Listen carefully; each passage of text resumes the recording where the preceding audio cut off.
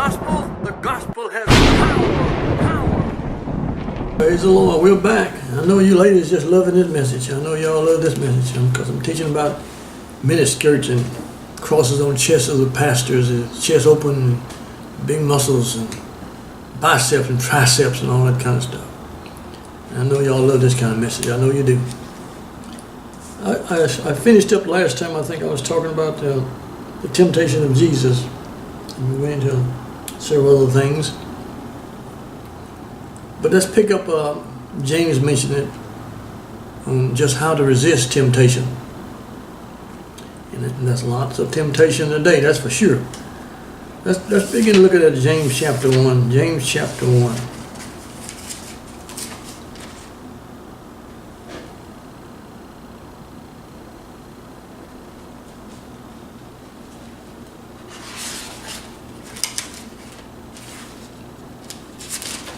James chapter 1. James chapter 1. Real fine.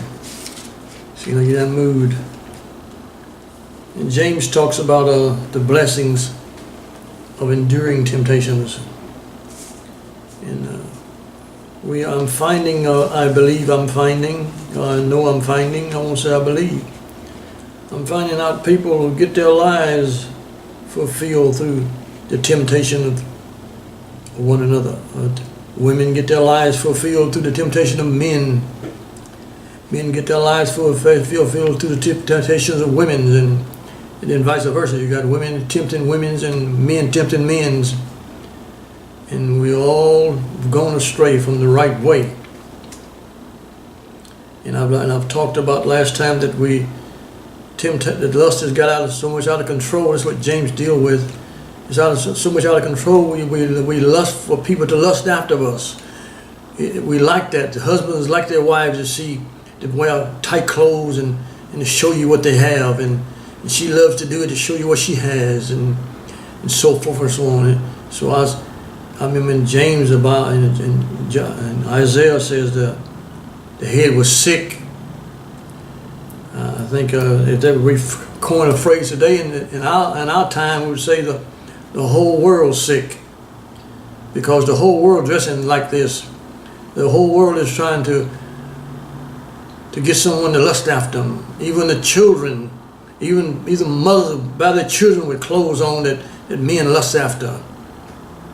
See, lust don't matter about an age. You say it ain't really appropriate, for a young girl to watch this and watch that. If it's not appropriate for a young girl to watch, it's not appropriate for an old one either.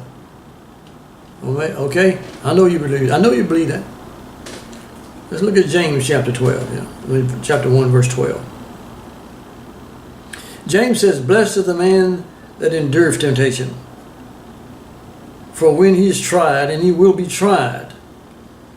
The devil will tempt you. See, God don't tempt us, he tests us, that we may be sound in our faith. The devil tempts us that we may fall in the midst of our faith. Are you listening to me? He said, "Blessed is the man that endureth temptation," or woman. "For when he is tried," or she is tried, "she or he shall receive the crown of life." Tried and stand the test. Not just tried, but stand the test of walking away from it.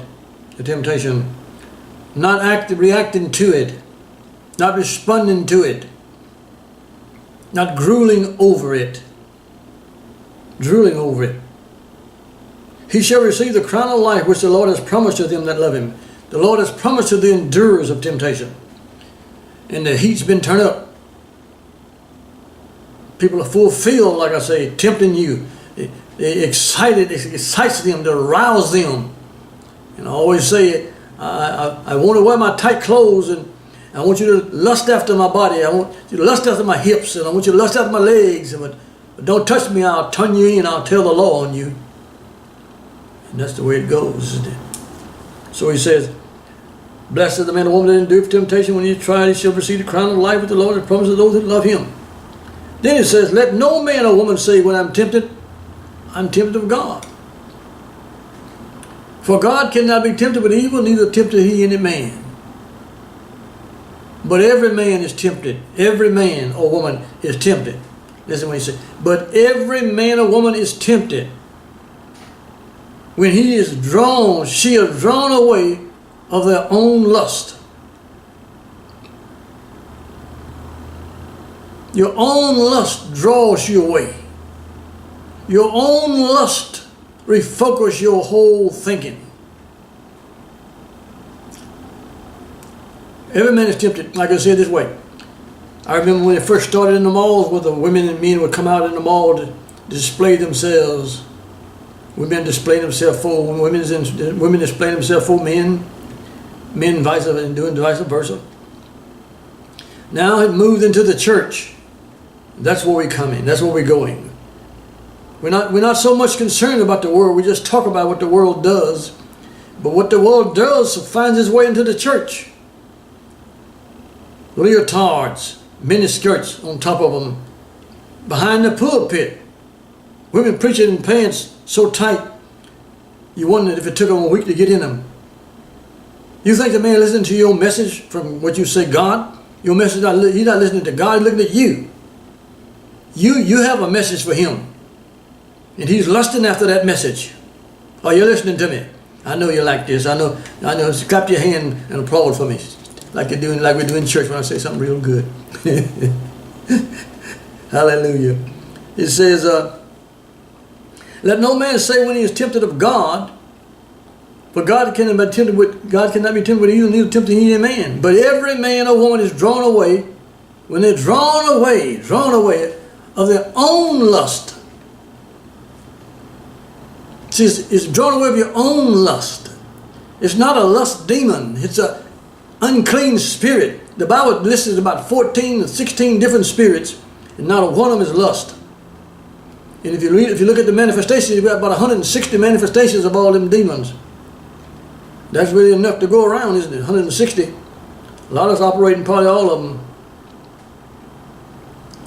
But every man is tempted when he's drawn away of his own lust and enticed, when he's trapped.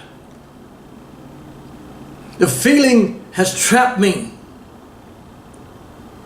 I went about to get you to lust after me, but the lust turned its back on me, and it got me to lusting after you.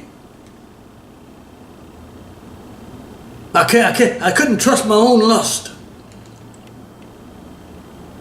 Moms and dads, we should be somewhat ashamed. We let our children dress like grown-ups, and grown-ups shouldn't dress the way they dress. We put no clothes on our kids and no clothes on ourselves. And our husbands enjoy it. Show my friends, my wife behind.